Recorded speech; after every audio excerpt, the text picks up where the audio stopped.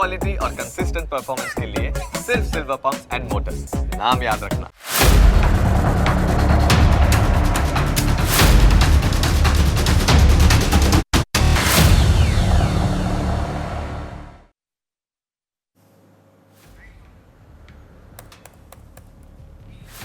નમસ્કાર, હું Janak Dave. Full stop news analysis પ્રોગ્રામમાં આપનું સ્વાગત છે. તમને અસર કરતા સમાચારનું અમે સરળ ભાષામાં સચોટ રીતે કરીશું છણાવટ. આ એનાલિસિસ 360 ડિગ્રી હશે, જેનાથી મહત્ત્વના મુદ્દાઓને લગતા દરેક સવાલ પર હવે પછી મુકાશે ફૂલ સ્ટોપ. આજે અમે એક અમેરિકન એજન્સી અને એના કાળા કારનામા વિશે વાત કરીશું.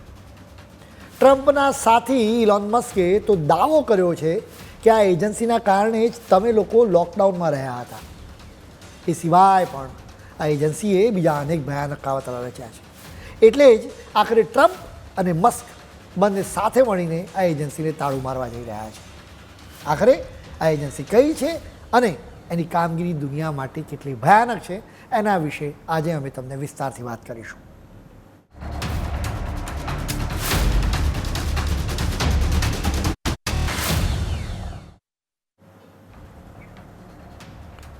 ડોનાલ્ડ ટ્રમ્પ અમેરિકાના પ્રેસિડેન્ટ બન્યા છે ત્યારથી તેઓ કાવતરાઓની દુકાનોને તાળા લગાવી રહ્યા છે. ટ્રમ્પના તાળા ખૂબ જ મજબૂત છે અને એની ડુપ્લિકેટ ચાવી બની શકે એમ નથી. એ સહેલાથી તૂટે એવા પણ નથી. ટ્રમ્પે કાવતરાનું વેચાણ કરતી આવી જ એક દુકાનને બંધ કરી દીધી છે, જેને લઈને ખાસ્સો ઉહાપો મચ્યો છે. એની સાથે બીજી અનેક દુકાનો પણ બંધ થવા જઈ રહી છે. હવે અમે ફોડ પાડીને આખી વાત કરીશું. આ આખી વાત અમેરિકાની યુએસએડ નામની એક એજન્સીની છે, જેનું પૂરું નામ છે United states agency four international development, જે અમેરિકન સરકારની એક સ્વતંત્ર એજન્સી છે. એની કથની અને કરણી વચ્ચે ખૂબ જ મોટો ફરક રહેલો છે. આ એજન્સીના કાળા કામકાજનો લાંબો ઇતિહાસ રહ્યો છે. આ અમેરિકન એજન્સીના કારણે તમને પણ ખૂબ જ મોટું નુકસાન થયું છે. આ વાત સાંભળીને તમને આશ્ચર્ય થશે, જો કે આ વાસ્તવિકતા છે. કોરોનાની મહામારીના કારણે આખી દુનિયા પરેશાન થઈ હતી. મોટી સંખ્યામાં લોકોએ પોતાના પરિવારજનો ગુમાવ્યા હતા. અનેક લોકોના ધંધા રોજગારને અસર થઈ હતી. તમારે પણ લોકડાઉનના કારણે પરેશાન થવું પડ્યું હતું. આ મહામારી ફેલાવવામાં યુએસએડનો જ હાથ હોવાનું કહેવામાં આવી રહ્યું છે. એટલું જ નહીં, જો તમે શેર બજારમાં રોકાણ કરતા હો તો પણ આ એજન્સીના કારણે તમને અસર થઈ હોઈ શકે છે. જેમ કે આ જ એજન્સીએ ગૌતમ અદાણી ગ્રુપને ટાર્ગેટ કરવા માટે કેટલીક સંસ્થાઓને ટાર્ગેટ કરી હતી, જેના કારણે જ અદાણી ગ્રુપના સ્ટોક્સમાં ધબડકો વળ્યો હતો અને કરોડો ભારતીય રોકાણકારોને મોટા પાયે નુકસાન થયું હતું. આ જ કારણે આ એજન્સી વિશે તમારે જાણવું જરૂરી છે. એના કાળા ઇતિહાસની તમારે વિગતો મેળવવી પડે. કાગળ પર તો આ એજન્સી મહાન મિશન પાર પાડતી હોવાનો દાવો કરે છે. જેમ કે આ એજન્સી દાવો કરે છે કે તે સેવાનું કામ કરી રહેલી વિદેશી સ્વૈચ્છિક સંસ્થાઓને સહાય કરે છે, મદદ કરે છે. જોકે જુદા જુદા દેશોને વિકાસ કરવામાં મદદ કરતી આવી હોવાનો પણ દાવો કરે છે. આ એજન્સીની વાતો સાંભળીને એને શાબાશી આપવાની ઈચ્છા થઈ જાય. જોકે અમે કહ્યું એમ કથની અને કરણી વચ્ચે ખૂબ જ મોટો ફરક રહેલો છે. એનો મૂળ હેતુ ખૂબ જ ભયાનક છે. 1961માં એ સમયના પ્રેસિડેન્ટ જ્હોન એફ કેનેડીએ આ એજન્સી સ્થાપી હતી. અત્યારે ભારત સહિત 100થી વધારે દેશોમાં આ એજન્સી કામ કરી રહી છે. આ એજન્સી અત્યાર સુધી દાવો કરતી હતી કે આ દેશોના લોકોના આરોગ્ય, આર્થિક વિકાસ, કુદરતી હોનારત મેનેજમેન્ટ અને લોકશાહીને મજબૂત કરવા માટે તે કામ કરી રહી છે. હવે જ્યારે આ એજન્સી ખરેખર સારું જ કામ કરતી હોય તો એનો હિસાબ કિતાબ રજૂ કરવામાં પ્રોબ્લેમ ન હોવો જોઈએ. જોકે આ એજન્સી એના માટે તૈયાર જ નહોતી. જો ખરેખર આ એજન્સી કામનો હિસાબ આપે તો આખી પોલ ખુલી જાય. આમ પણ પોલ તો ખુલવાની જ હતી. તમને ખ્યાલ હશે કે ડોનાલ્ડ ટ્રમ્પે અબજોપતિ ઇલોન મસ્કને એક વિભાગ સોંપ્યો છે. આ વિભાગનું કામ સરકારી વિભાગોની કાર્યક્ષમતા ચકાસવાનું છે. મસ્કના આ વિભાગના અધિકારીઓએ આ એજન્સી પાસેથી કેટલીક સંવેદનશીલ અને સિક્રેટ માહિતી માંગી હતી. જો કે પોલ ખુલી જવાના ડરે આ એજન્સીએ એ માહિતી આપી જ નહોતી, જેના પછી ટ્રમ્પની સરકારે આ એજન્સીના ટોચના 2 સિક્યુરિટી વડાને સીધા રજા પર ઉતારી દીધા. આખરે મસ્કના અધિકારીઓએ શનિવારે આ એજન્સીની સિક્રેટ ફાઇલ્સ મેળવી લીધી હતી. આ ફાઇલ્સમાં ઇન્ટેલિજન્સ રિપોર્ટ્સ પણ જોવા મળ્યા. હવે સવાલ થાય કે આ એજન્સીની પાસે ઇન્ટેલિજન્સ રિપોર્ટ્સ કેવી રીતે આવ્યા? આ ઇન્ટેલિજન્સ રિપોર્ટ્સ તો ગૃહ મંત્રાલય, વિદેશ મંત્રાલય કે સંરક્ષણ મંત્રાલય કે પછી ઇન્ટેલિજન્સ એજન્સીઓને પાસે જ હોવા જોઈએ. એટલે જ દાળમાં કંઈક કાળું હોવાની શંકા થઈ. આ એજન્સીના 2 અધિકારીઓ જ્હોન વુઇસ અને બ્રિયન મેકગિલે આ ફાઇલ્સ આપવાની ચોખ્ખી ના પાડી દીધી હતી. હવે સીએનએનના દિગ્ગજ પત્રકાર એલેક્સ માકવર્ડે એક ટ્વીટ એટલે કે એક્સ પર જણાવ્યું હતું કે રજા પર ઉતારવામાં આવેલા બંને અધિકારીઓ મોડી રાત્રે ઓફિસમાં આવ્યા હતા. તેઓ આ એજન્સીની ઓફિસમાં ઘૂસવા માંગતા હતા. તેઓ સિક્યુરિટી સિસ્ટમ્સ, પર્સનલ ફાઇલ્સ અને સિક્રેટ માહિતી મેળવવા માંગતા હતા.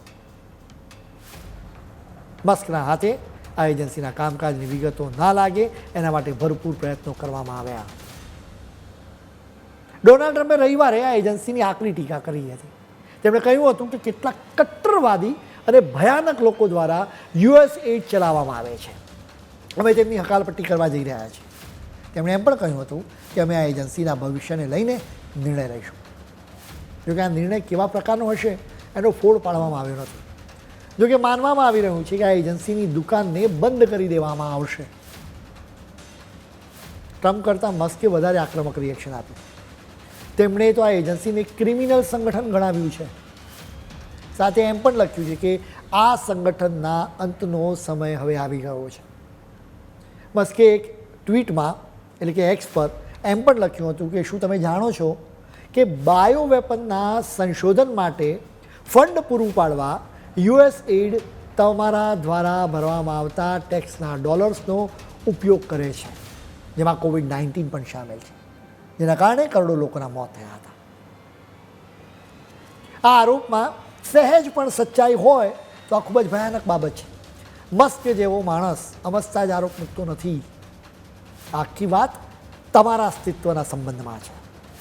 એટલા માટે જ કયા લેવલે ભયાનક કાવતરું રચવામાં આવ્યું હતું એ તમારે જાણવું જોઈએ. હવે મસ્કે શેના આધારે આટલો ગંભીર આરોપ મૂક્યો હતો એની જાણકારી મેળવવી જરૂરી છે. હકીકતમાં યુએસ એઇડે ઇકો હેલ્થ એલાયન્સ નામના એક સંગઠનને $5.30 કરોડ રકમ આપી.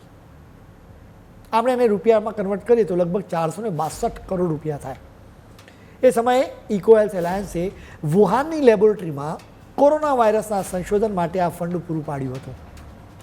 હવે શેનું સંશોધન કરવામાં આવ્યું હતું એની પણ જાણકારી મેળવવી જરૂરી છે. વુહાનની આ લેબોરેટરીમાં કોરોના વાયરસ કેવી રીતે કામ કરે છે એનું સંશોધન કરવામાં આવતું હતું. એટલે કે આ વાયરસ કેવી રીતે માણસોના શરીરના કોષોને સંક્રમિત કરે છે, આ વાયરસ શરીરમાં પ્રવેશીને કેવી રીતે એનું પ્રમાણ વધારે છે અને આખરે કેવી રીતે પાવરફુલ બને છે એનો અભ્યાસ કરવામાં આવ્યો હતો. માનવામાં આવી રહ્યું છે કે વુહાનની લેબોરેટરીમાંથી જ કોરોના વાયરસ લીક પણ થયો હતો. કોરોનાની મહામારીના કારણે કરોડો લોકોએ પોતાના પરિવારજનો ગુમાવ્યા છે. આખી દુનિયામાં સ્મશાનો અને કબ્રસ્તાનોમાં લાંબી લાઈનો લાગતી હતી. જોકે ખરેખર કોરોના વાયરસ બાયોવેપન હોય અને એ ફેલાવવામાં ચીનની સાથે યુએસ એઇડની સંડોવણી હોવાનું પુરવાર થાય તો દોષિતોને સજા થવી જ જોઈએ. મસ્કના આરોપોમાં સચ્ચાઈ હોય તો આ મહામારી માનવજાતની વિરુદ્ધનો સૌથી મોટો અપરાધ છે. અત્યાર સુધી બાઇડનના રાજમાં દોષિતોને છુટકારો મળ્યો હતો. જોકે હવે ટ્રમ્પ અને મસ્કનો મિજાજથી સ્પષ્ટ થાય છે કે દોષિતોને આકરી સજા થઈ શકે છે. યુએસએના કાળા કારનામા વિશે અમે તમને વધુ વિગતો આપીશું, પરંતુ અત્યારે સમય છે એક બ્રેક.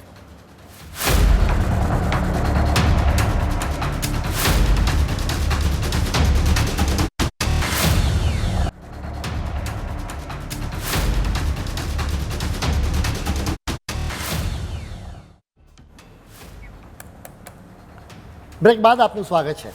ડોનાલ્ડ ટ્રમ્પ અને એલોન મસ્ક બંને યુએસ એઇડની દુકાન બંધ કરાવવા માટે મક્કમ છે. બ્રેક પહેલાં અમે તમને મસ્કના આરોપો વિશે કહ્યું હતું કે મસ્ક મુજબ તો કોરોના બાયોવેપન એટલે કે જૈવિક હથિયાર હતો, જેમાં યુએસએડની સંડોવણી હોવાની વાત કહેવામાં આવી હતી. આ એજન્સી ખરેખર તો અમેરિકન ઇન્ટેલિજન્સ એજન્સી સીઆઈએનો હાથો હોવાનું કહેવામાં આવી રહ્યું છે. આ એજન્સીનું વાર્ષિક બજેટ $50 અબજ છે. ભારતીય રૂપિયામાં એને કન્વર્ટ કરીએ ને તો 4,354.75 અબજ રૂપિયા થાય. આ એજન્સી 100 જેટલા દેશોમાં એક્ટિવ છે.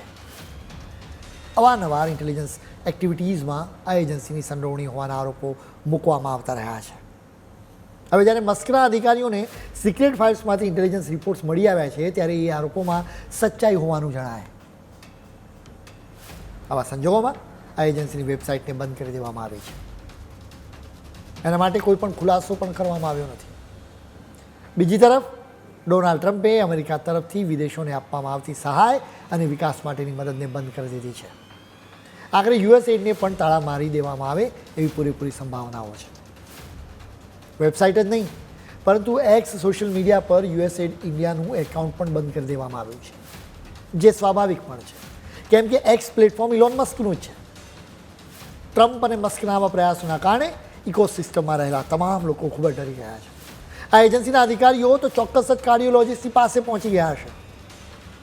જોકે સીઆઈએ અને એફબીઆઈના અધિકારીઓને પણ ડર લાગી રહ્યો છે. હવે સ્વાભાવિક રીતે તમને સવાલ થાય કે આ એજન્સીની વિરુદ્ધની તપાસથી આ બંને ઇન્ટેલિજન્સ એજન્સીઓના અધિકારીઓ શા માટે ડરી જાય? હકીકતમાં આ તમામ લોકો ડીપ સ્ટેટનો જ ભાગ હતા. અત્યાર સુધી માનવામાં આવતું હતું કે કોરોનાની મહામારી માટે માત્ર ને માત્ર ચીન જ જવાબદાર છે. જો કે હવે બહાર આવ્યું છે કે અમેરિકાની આ એજન્સીની પણ સંડોવણી હોઈ શકે. બલકે સીઆઈએ એ જ આ કાવતરું પાર પાડવા માટે એજન્સીને હાથો પણ બનાવ્યો હોય. આવી વાતો કરવા પાછળ એક નક્કર હકીકત છે. કોરોનાની મહામારી ફેલાઈ હતી ત્યારે આખી દુનિયાને ચીન પર જ શંકા હતી, જેના કારણે અમેરિકાએ સીઆઈએની એક ટીમને આ મામલે તપાસ કરવા માટે કહ્યું હતું. આ ટીમ એવા તારણ પર આવી હતી કે ચીનના વુહાનની લેબોરેટરીમાંથી કોરોના લીક થઈ ગયો હતો. જો કે સીઆઈએ એની પોતાની આ ટીમની આ તારણને ફગાવી દેવા માટે લાંચ આપી હતી. આ વાત અમસ્તા જ કહેવામાં આવી નથી, બલકે સીઆઈએના એક સિનિયર અધિકારીએ અમેરિકન સંસદની સમિતિના નેતાઓને એના વિશે વાત કરી હતી. આ અધિકારીએ આ સમિતિને જણાવ્યું હતું કે સીઆઈએ 6 તપાસ અધિકારીઓને લાંચ આપવાની કોશિશ કરી હતી, કેમ કે આ અધિકારીઓએ એવા તારણ પર આવ્યા હતા કે કોરોના વુહાનની લેબોરેટરીમાંથી જ લીક થયો હોવાની શક્યતા છે. 6 તપાસ અધિકારીઓને એવું તારણ આપવા કહેવામાં આવ્યું કે પ્રાણીઓમાંથી આ વાયરસ માણસોને સંક્રમિત થયો છે.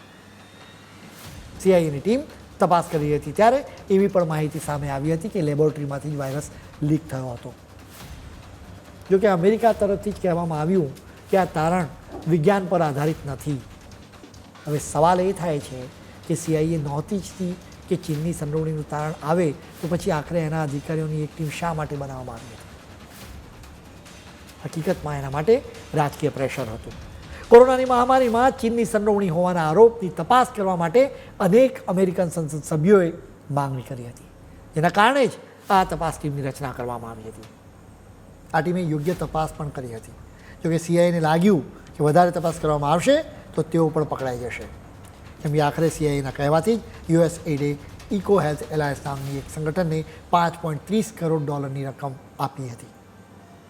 એ સમયે ઇકો હેલ્થ એલાયન્સે વુહાનની લેબોરેટરીમાં કોરોના વાયરસના અભ્યાસ માટે આ ફંડ પૂરું પાડ્યું હતું.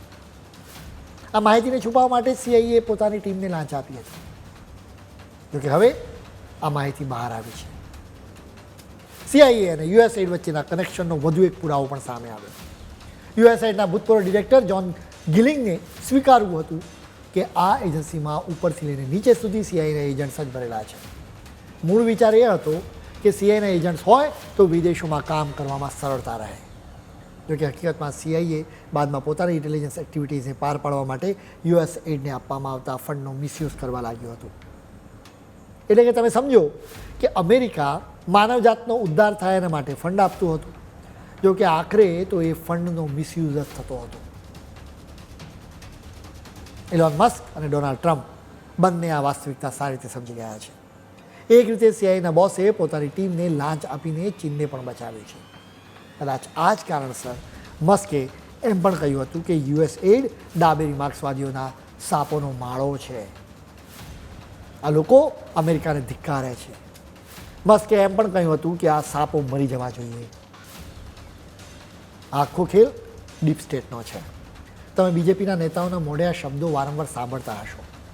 છેલ્લા કેટલાક વર્ષોમાં ડીપ સ્ટેટે ભારતની વિરુદ્ધ અનેક કાવતરા રચ્યા છે. આ ડીપ સ્ટેટને સરળ ભાષામાં સમજાવીએ તો એ પાવરફુલ લોકોનું એક નેટવર્ક છે જેના વિશે જનતા કે સરકારને પણ ખબર નથી હોતી. હવે બીજો મહત્વનો સવાલ એ થાય કે આ ડીપ સ્ટેટમાં કયા લોકો રહેલા હોય. આ ડીપ સ્ટેટમાં અમેરિકાની ઇન્ટેલિજન્સ એજન્સી FBI અને CIA તેમજ મિલિટરીના અધિકારીઓ સામેલ હોય છે. તેમની સાથે ટોચના બિઝનેસમેન પણ જોડાયેલા હોય છે. આ બિઝનેસમેન ફંડ આપતા રહેતા હોય છે. કેટલાક નેતાઓ પણ એમાં જોડાય છે. આ ડીપ સ્ટેટને ખતમ કરવા માટે ડોનાલ્ડ ટ્રમ્પ ખૂબ જ મક્કમ છે. તેમણે ઇલેક્શનના સમયે જ વારંવાર વાત કહી હતી. વળી અત્યારે તો તેઓ આક્રમક અંદાજમાં કામ કરી રહ્યા છે. એ જોતાં જણાય છે કે તેઓ ડીપ સ્ટેટનો ખાત્મો બોલાવવાના મિશન પર છે. આ જ મિશનના ભાગરૂપે કદાચ યુએસએઇડ પર તવાઈ આવે છે. હવે અમે તમને વિગતે જણાવીશું કે કેવી રીતે યુએસએઇડ અને CIA સહિત ડીપ સ્ટેટમાં સામેલ લોકો કાવતરા રચે છે. પરંતુ અત્યારે સમય છે વધુ એક બ્રેકનો.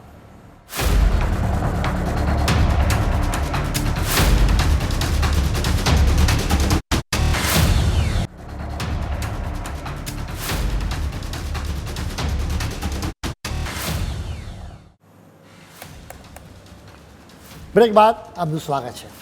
બ્રેક પહેલાં અમે તમને ડીપ સ્ટેટની વિરુદ્ધના ડોનાલ્ડ ટ્રમ્પના મિશન વિશે જણાવ્યું હતું. ટ્રમ્પ પૂરી તાકાતની સાથે ડીપ સ્ટેટને કચડી નાખવા માંગે છે. એ સ્વાભાવિક પણ છે. તમને યાદ હશે કે ડોનાલ્ડ ટ્રમ્પ ચૂંટણી પ્રચાર કરી રહ્યા હતા ત્યારે તેમને ટાર્ગેટ કરવા માટે 2 વખત કોશિશ કરવામાં આવી હતી. એક વખત તો ટ્રમ્પના કાનની પાસે ગોળી વાગી હતી. તેઓ માંડ બચ્યા હતા. હવે ડીપ સ્ટેટમાં સામેલ લોકો નહીં બચે. આ ડીપ સ્ટેટમાં સામેલ લોકો બાઇડનના રાજમાં ભારતની છબી ખરાબ કરવા માટે વારંવાર કોશિશ પણ કરતા હતા. ડીપ સ્ટેટમાં સામેલ CIA અને યુએસએઇડ વિશે અમે તમને વાત પણ કરી. જોકે આ ડીપ સ્ટેટમાં એક મહત્ત્વના ખેલાડી જ્યોર્જ સોરોસ પણ છે. ચોક્કસ જ બીજેપીના નેતાઓના મોઢે તમે આ નામ ખૂબ સાંભળ્યું હશે. બીજેપીના નેતાઓ વારંવાર કહેતા રહે છે કે રાહુલ ગાંધી સોરોસની કંપનીમાં જ છે. હવે સોરોસ એન્ડ કંપની ભારત અને અદાણી ગ્રુપની વિરુદ્ધ વારંવાર ખોટા રિપોર્ટ્સ પબ્લિશ કરાવે છે જેને તેઓ ઇન્વેસ્ટિગેટિવ જર્નલિઝમનું નામ આપે છે. જોકે ફ્રાન્સના અખબાર મીડિયા પોર્ટે પોતાના રિપોર્ટ્સમાં ચોખ્ખી વાત કરી હતી કે સોરોસની સંસ્થા organize crime and corruption reporting project કઈ તટસ્થ સંસ્થા રહી નથી, બલકે અમેરિકન સરકાર માટે કામ કરી રહી છે. બાઇડન પ્રેસિડેન્ટ હતા એ સમયની આ વાત છે.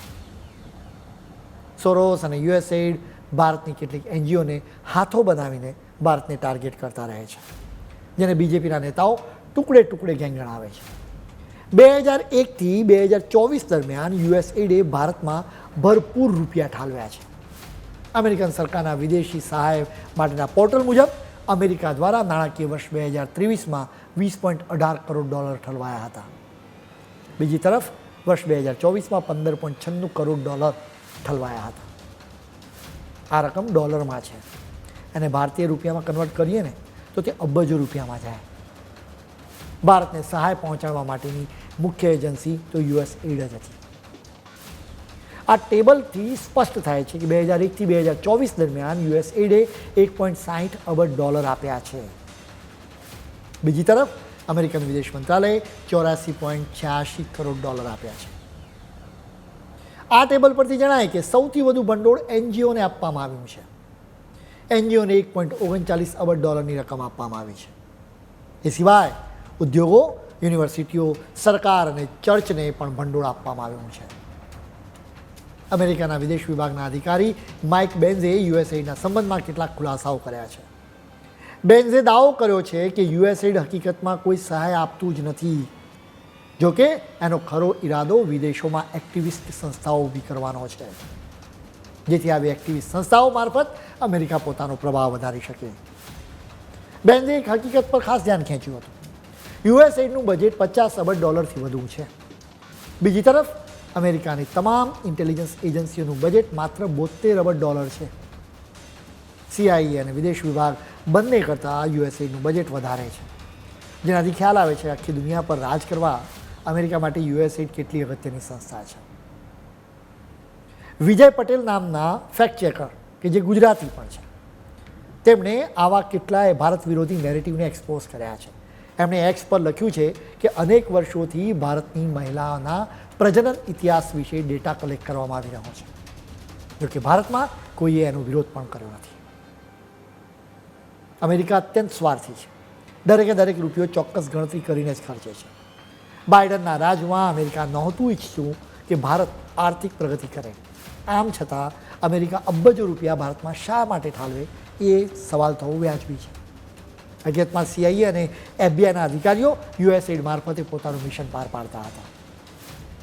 USAID ભારતની કેટલીક NGOને ફંડ આપે. આ ફંડના બદલામાં NGO વિકાસ નહીં પરંતુ વિનાશનો એજન્ડા પાર પાડે, એટલે કે ભારતના લોકોને ભારત સરકારની વિરુદ્ધમાં ઉશ્કેરવાનું કામ કરે. તમે સમજો કે આખા નેક્સસમાં સામેલ જ્યોર્જ સોરોસ તો અનેક વખત કહ્યું છે કે તેઓ PM મોદીને સત્તા પરથી હટાવવા માંગે છે. હવે તમે કદાચ વિચારતા હશો કે અમેરિકામાં બેસીને સોરોસ એન્ડ કંપની કેવી રીતે સત્તા પલટો કરાવી શકે. હકીકતમાં બાંગ્લાદેશ એનું શ્રેષ્ઠ ઉદાહરણ છે. બાંગ્લાદેશની શેખ હસીના સરકાર બાઇડનની મનમાની જ નહોતા ચલાવતા, એટલે બાઇડન સરકારે શેખ હસીનાને ઉઠલાવી નાખવા માટે બાંગ્લાદેશમાં સ્વૈચ્છિક સંસ્થાઓને હાથો બનાવ્યો. આ સ્વૈચ્છિક સંસ્થાઓને USAID ફંડ આપતી હતી. આ સ્વૈચ્છિક સંસ્થાઓએ અનામતનો મુદ્દો આગળ ધરીને વિદ્યાર્થીઓ પાસેથી વિરોધ પ્રદર્શન કરાવ્યું.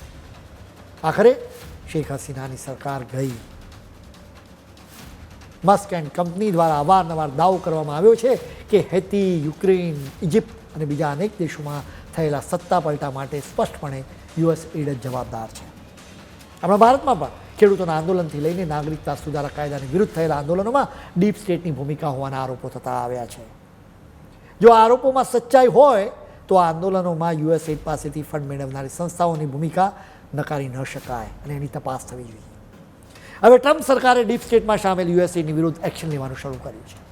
હવે જરૂર છે કે ભારત સરકાર પણ આ અમેરિકન એજન્સીની પાસેથી મદદ મેળવનારી તમામ સ્વૈચ્છિક સંસ્થાઓની વિરુદ્ધ તપાસ શરૂ કરે. શક્ય છે કે ભારત વિરોધી ગતિવિધિઓનો પર્દાફાશ થાય અને જરૂરી છે. ખેર, આના ફૂલ સ્ટોપમાં આજે આટલું જ. નવા મુદ્દાઓ સાથે કાલે ફરી મળીશું. ત્યાં સુધી મને રજા આપશો. નમસ્કાર.